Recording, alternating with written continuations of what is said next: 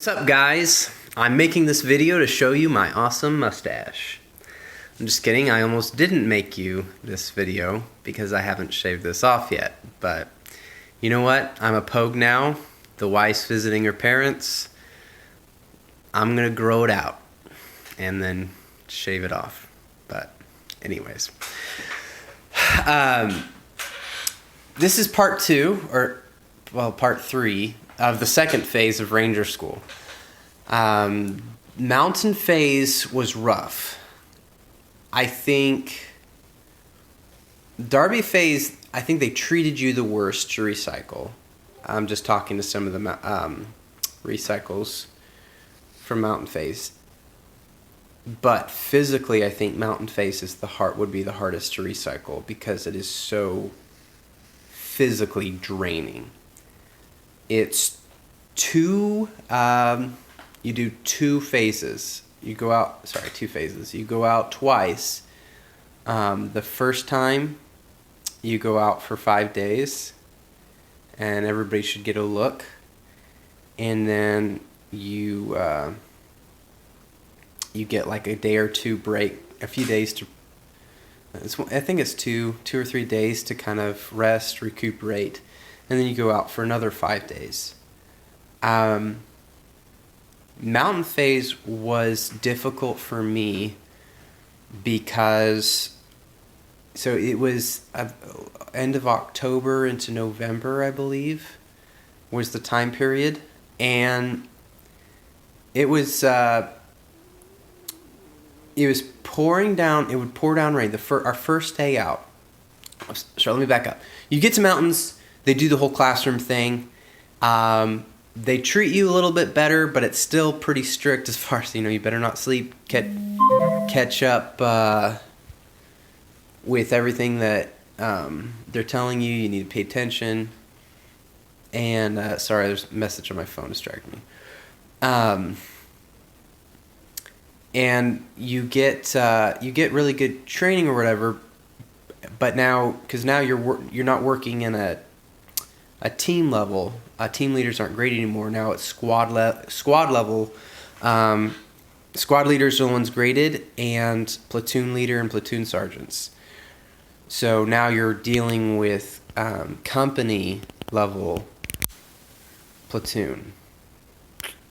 Well, there are platoons, but you're dealing with company level movements, raids, stuff like that, instead of just, the squad level stuff that you're doing in Derby. But yeah, it was the weather that the physical stuff was really rough, but I think the weather just sucked the morale out of everything. I think they said they had the most, a huge number of candidates drop the very first day, because the first day it poured rain all day, and then dropped below freezing once it got dark. And, you're out on mission till 11. You're just sitting there, malnourished. I cannot tell you how much losing your body fat takes away from your ability to stay warm. It is insane. And then what your brain can process and handle that uncomfortableness, discomfort when you're sleep deprived, man, it is rough. And then having all that happen on the very first day, it's just like, I'm in for 4 more days of this, and then on top of that, I gotta come back and do 5 more days after that. There's a lot of people who are like, no, I can't do this. And this is people, they'd already dedicated themselves a lot. It takes a lot of willpower to get through Derby. And now you're in mountains, and there's a lot of people that quit after that first day of just pouring down rain, and then it froze up on us. We're out there you can only wear what they tell you to wear, so they did let us put on. They had us take off our uniforms, put on silkies, and a wet weather top and wet weather bottom. That's right. And that was good. That really worked well, to be honest. I know somebody's out there going to be like, well, I went to Ranger School and they never let me wear a wet leather top. Okay, that's probably too. You might have gone in the summertime too, but I don't know, maybe not. So that was, the weather was rough, and it's amazing how much, that affected us. So the mission, you go out, you're doing stuff till like 10 or 11, you're getting back to camp like midnight, 1 o'clock. You're setting up camp, whatever. We probably got about an hour of sleep, an hour or two of sleep a night. And the first I just remember just walking everywhere. Like, you'd spend a few minutes on mission, but the majority of the time you're just rucking with they did a weight. They like took some guys and they weighed them, and then they weighed them with their equipment on, and they just picked them randomly, and everybody had like around 100 pounds. One guy was like well over 100, and he was the guy carrying a saw.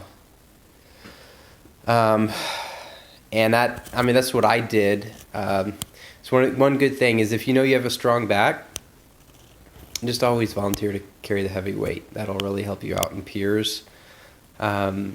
That's what I did. I tried to be a encourager and keep people together and just be a good team player. That was my strong suit the second time through Darby. But man, it was harder. It's harder to do that in mountains because I didn't know what to expect. I was tired. Everyone else is tired. And so I just kind of defaulted to, well, I'll just carry the heavy weight, I'll do what I need to do and I'll carry the heavy weight.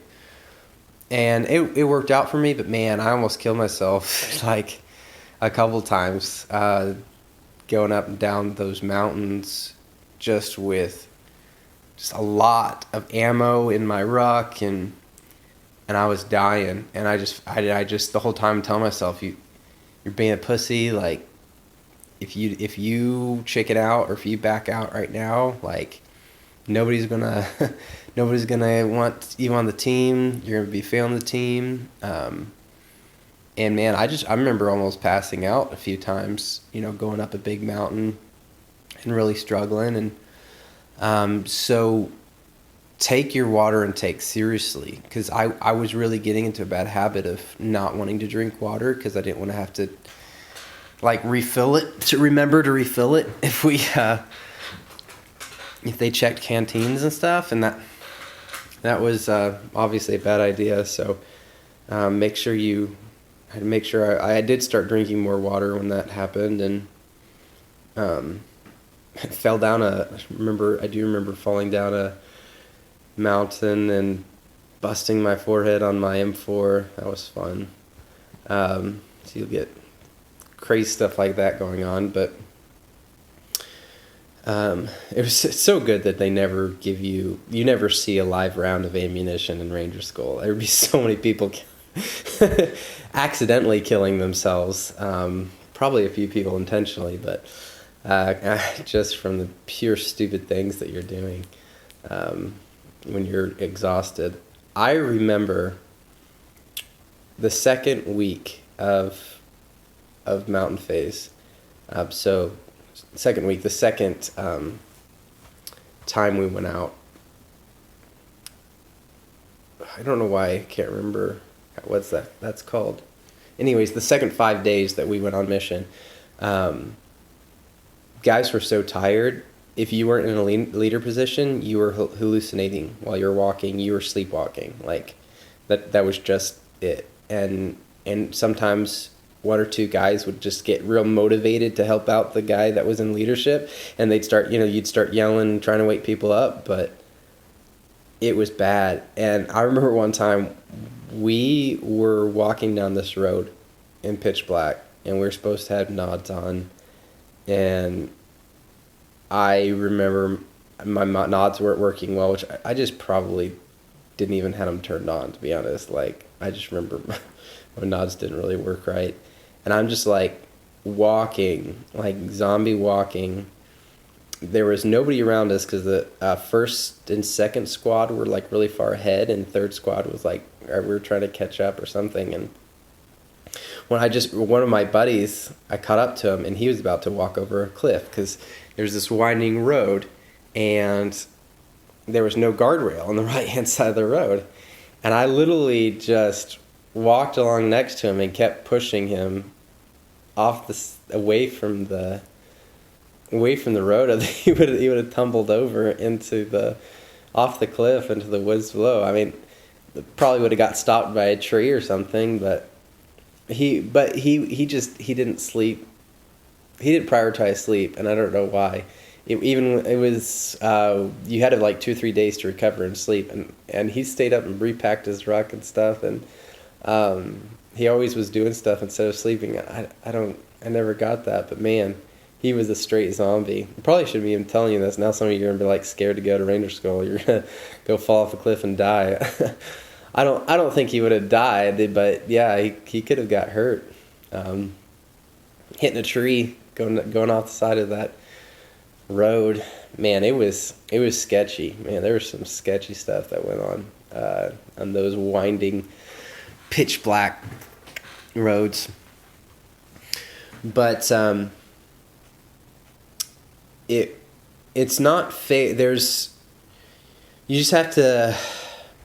I'm trying to think of how to say this. It's not fair how Ranger School works, but it does matter. You have a say in it, if you will. You have a say in how you're going to respond to situations, how you're going to react, and how you're going to keep pushing forward. For example, it was my first or second look. I can't remember if I got 2 or 3 looks in Mountain Face. Man, my memory's bad. I think it was my first look. I was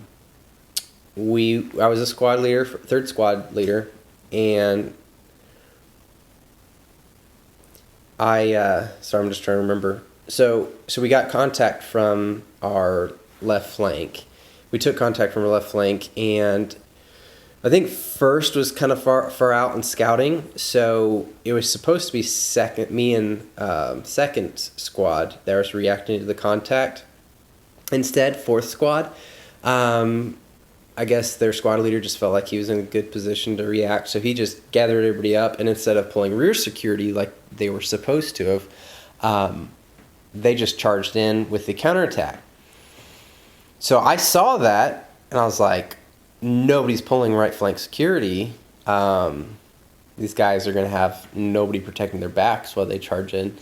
So we stopped from counter-attacking, and I had them stop and pull security. We kind of set up a CCP, casualty control point, where you bring in casualties and stuff. And got comms with, tried to get comms with PL, and we just kind of set up shop and waited. And, I thought I handled it well. It was kind of a chaotic situation, but I kept my cool and did what needed to be done. So later, after, we did our raid or whatever it was we were doing, or probably an ambush. After that, we got graded and stuff, and when it came to the graders, the grader started talking about what happened, and I realized the grader thought we did what we were supposed to do and sent second and third squad into the counterattack, leaving fourth behind to pull security. And because of that, by the time they talk to you, they've already written their grades. They've already decided who's getting goes and who's getting no goes. Because of that, the grader he said, second and third squad, your counterattack was sloppy, so I'm going to have to give you no goes. But it's okay, you'll have time to get goes in the future. Fourth, You did an excellent job staying and pulling security. You did what needed to be done. I didn't see any problems with you did. So I'm giving you a go. I was like, no. I was like, hey, Sergeant, what do you call them? They're called RIs, but there's something special they're supposed to call them. Anyways, I was like, I was the one, Force Squad went into the counterattack. I'm the one that stayed and pulled security. And he was like, yeah. And then he goes on this rambling explanation trying to explain to me why I didn't deserve a go and he gave the go to the right person. And I was frustrated. Because at that point, it didn't really matter. It didn't really matter that he'd made a mistake. He wasn't going to admit that he made a mistake, and he already, I don't know what it is. I guess, I don't know if you turn in the paperwork, it looks bad if you change it. That's probably what it is. I think it's awful. I think that's bad leadership if you can't admit to your superiors that you made a mistake. But that's what happened, and I was crushed, because a go is everything. Like, you don't know. Really good guys don't get goes, and you just pray that you're gonna get that go, and man, I was crushed, and it was hard because the guy that got the go, the Force Squad leader, he was a great guy. Really like him. I still like him. Still talk to him. He's still friends with him. But I was mad. I was mad then. I was like, oh man, you took my go, and. I did get a chance at a squad leader position, and I got my go there, I think. It's hard to remember. I remember that position. I just don't remember what. Anyways, this video's gone long enough. So, physically, second phase sucks. You can try to prepare yourself as much as you want to for, I don't know that you can prepare yourself that well for mountain phase because you're already so broken. You're so broken down and tired. But yeah, I mean, I guess by then you're getting used to carrying weight on your shoulders. You push through, you can do more than you think you can, and, man, just be a team player. My goodness. It is so important, especially in mountain phase. You have to fight. The best teams are the ones that have good communication, good bonding, good just guys that want to see each other succeed. You get that in mountain phase, and you will have a very high success rate. That is the most important key. So, hope you guys enjoyed this video. I'll try and get Florida phase out to you a little quicker than I have been getting these videos out.